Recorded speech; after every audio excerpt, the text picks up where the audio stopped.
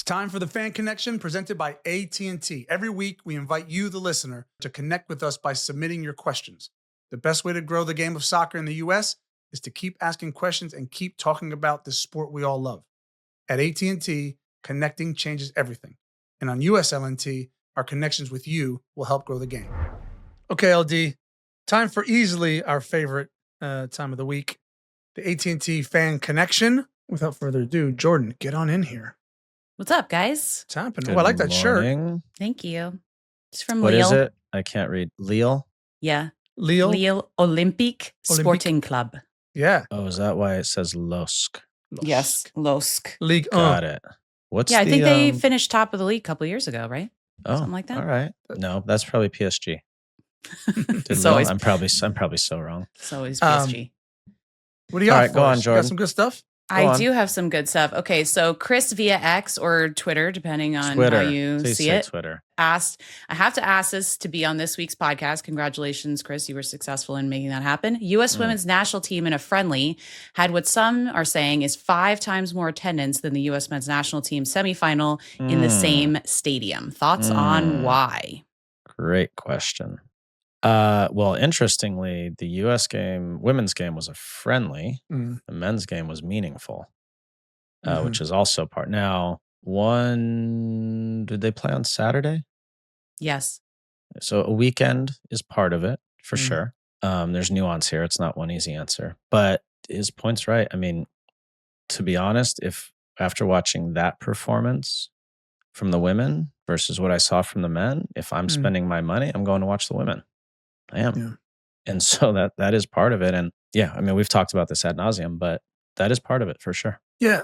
I mean, I think there was some sort of, you talk about nuance, like, CONCACAF being the ones to kind of hold run the rights event. and run the event versus U.S. soccer. But whatever, I think that's probably unfair to the women. What I often think about when I watch the women and how exciting they are, right? So you get they're the best in the world consistently, right? Whether they're 1 or 2 or 3, they're the best in the world. And then you get the other side of it where, and we talked about this a lot on this podcast, they constantly have 1 to 2 women in the conversation of world's best player every single year. It might be the same player.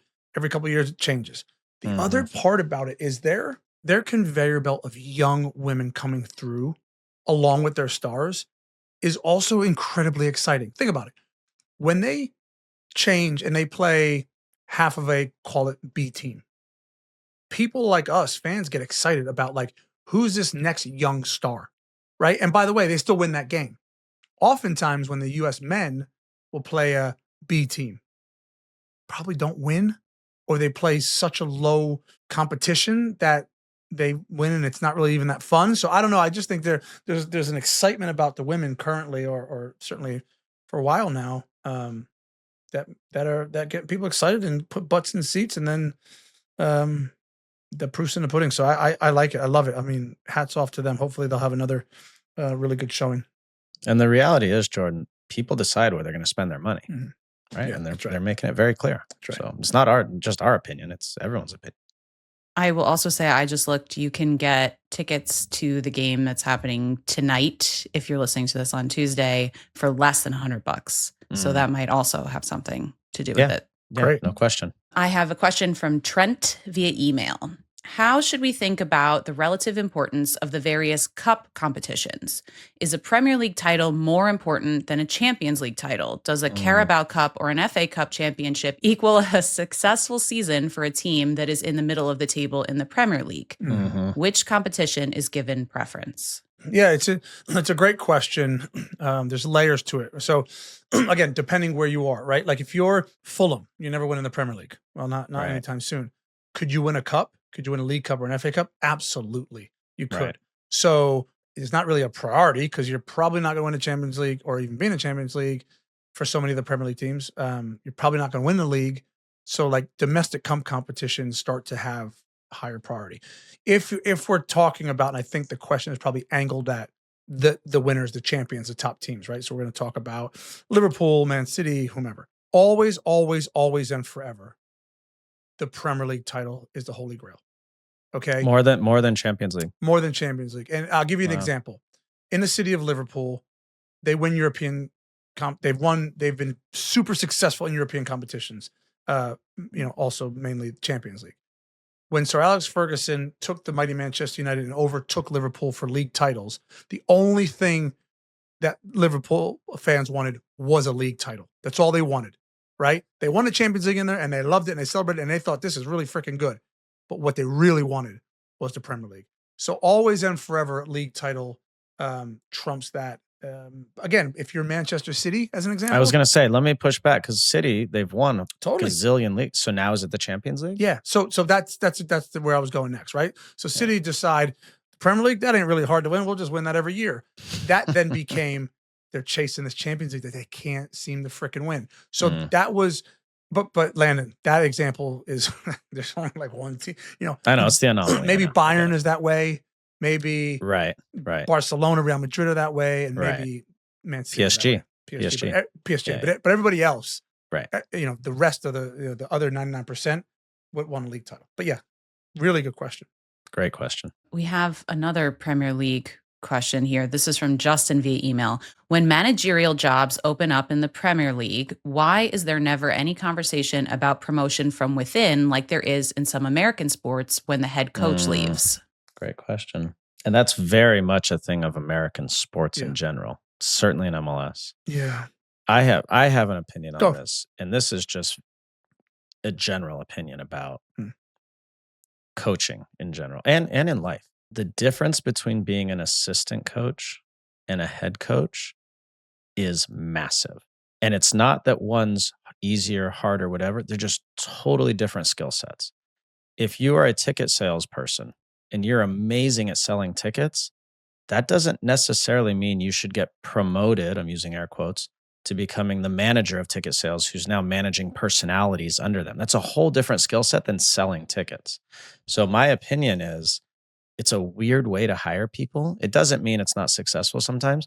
I just think you'd be much better off hiring someone who's been a head coach, whether in MLS or in USL, I'm using USL example, or in USL or somewhere else around the world, than hiring an assistant coach. Now, it doesn't mean that assistant won't be good. It's just a totally different skill set. The stakes, when you have promotion relegation, the stakes become so much higher, right? If you're a Major League Baseball team, and I can name 15 of them, but I won't, there's some throwaway seasons. Now, they'll tell you there's not, right? But you can hire the guy who was a third base coach who's like, he's hot, he's ready to roll, he's ready for his time in the managerial dugout.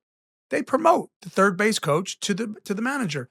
But by the way, they might be 70 games out by the All-Star break, right? So then they go, well, we'll give this guy an opportunity to see how he manages players. And so you see more of that in the Premier League and in most of the European leagues. Promotion relegation, the threat of that is so high that you couldn't possibly give the job to a guy you don't know what he's capable of. Like Landon said, I don't know if this guy can manage personalities. Because, by the way, everybody loves you when you're an assistant coach. Exactly. You're their best friend. You're not managing anything. Yep. Right? It becomes much harder when you're the head coach. And so I think the threat of relegation is something that teams, owners aren't even prepared to. You have to get hopefully a tried and tested manager through the door. Okay, my next question is directed at Tim Howard specifically. Let's go. This comes from Chris via YouTube. All right.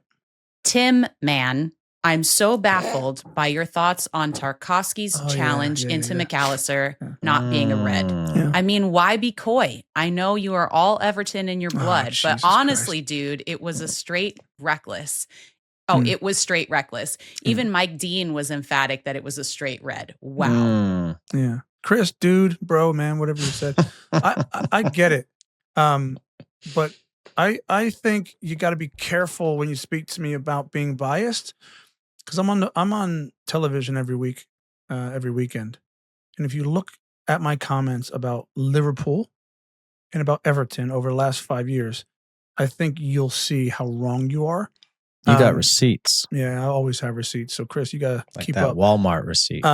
So yeah, look, I got if you think I got it wrong and the referee and VAR got it wrong, and That's fine. I've said what I said about the red card, and I thought you obviously listened to the pod, which we love, so we appreciate that. I riffed on it, and I went in depth about examples of a similar tackle and what I thought about it. This has nothing to do with being a blue or a red. That's absurd. So yeah, then we put that to bed. I said what I thought about it. Again, it's one of those plays which again we see not every weekend, but really often, where everybody's torn. The internet's torn. The referee VAR is torn. Former officials and former players are torn. And on another given day, a call can go the other way. So that's not like outrageously egregious what I said. We also played in a time, Chris, where Tim and I talked about this on Friday. As long as you got the ball, you could basically do anything, right? I mean, within reason. But especially during a derby like that was just go back and watch games and from the 80s, 90s of the Merseyside derby. That was a play on. Yeah. Like there was nothing. And that's and so it's not that we're not evolved and we're dinosaurs and all that. It's just in those games, Tim's been in them. And it's like, okay, get on with it. Next. And by the way, Liverpool's going to do the same thing and you get on with it. So, but it was a red card, by the way. Okay, last one. And maybe Tim, you'll like this one better. Tim, Bro. Which Scotsman scared you more, Sir Alex Ferguson or David Moyes? And which one did you understand better when they spoke? Neither. I didn't understand either of them. Because when you have a really strong Glaswegian accent, the name Tim sounds like Tom because I say, "All right, Tom," and so I thought Fergie was calling me Tom for a long time, but he wasn't. He didn't know your name. Didn't know my name, which he might not have known my name. But no, David Moyes, because I was such a young pup at Manchester United, and I was brought in such a big team, and from day so he was Sir Alex Ferguson scary. He's scary as hell. I've got amazing stories about what scared me about him, but ultimately, when David Moyes, I wasn't counted on at Everton. I was just one of many, right? And I was low on the totem pole. When I went to Everton, I sat down with David Moyes the first day in a hotel in Bolton. And this was before the 2006 World Cup when he was wanting me to bring me to Everton, and the trust that he gave me and my desire to never let him down. He became a father figure to me. He became, I feared him because I feared letting him down. And that's way more powerful than actually being afraid of someone. When your parents say, "I'm so disappointed in you," Yeah, and you're like, totally. "Oh man." Totally. No, but also, yeah, I feel the same way because the people I feared the most were the people you didn't want to let down. They didn't scare you per se, but you were like, I cannot let this guy down. Yeah. He has done so much for me. Literally the first film session, of course, you don't remember this, Tim, when I got to Everton at Finch Farm. We're sitting there watching film on, I think, Arsenal, because we played away that week. And Moyes kept saying, and Embry do this, and if Embry gonna do this, and Embry gonna do that. And I was looking around going, what the fuck is he talking about? Yeah, Embry? yeah. And then I realized he was saying anybody. Yeah. And so like for the whole 30 minutes, I had no clue what he was talking because he threw that word in every 30 seconds. The Glaswegian accent this is going to be interesting. Embry. Well, and then, and everyone shall remain nameless, but my first season at Everton, to kind of put a bow on this, there was a player who, after the game, everybody run, like we won the game, everyone's buzzing.